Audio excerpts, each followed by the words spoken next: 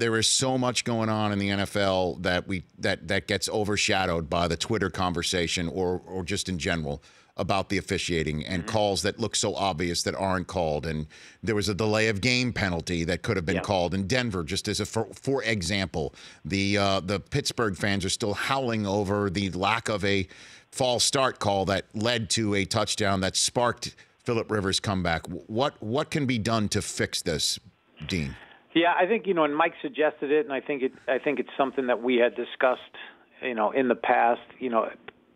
The way the technology is, officials are held to such a high standard, and it's impossible as a human being to see things in real time and be perfect, right? And so I think there is an appetite, and I think it's time to have that discussion to add a video official or some concept of that you can look at the video and you can communicate seamlessly with the crew on the field and fix some of these obvious mistakes. And I think you have to do it. It has to be limited, and it has to be big plays or potentially big plays, because you don't want to be re-officiating the play via replay or video after every down. I think you have to be, again, it has to be limited.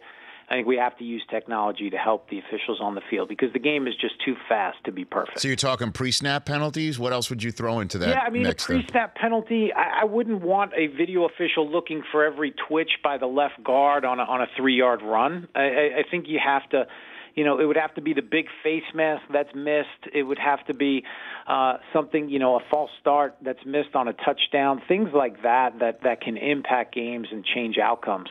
I think those are the plays that I would start with.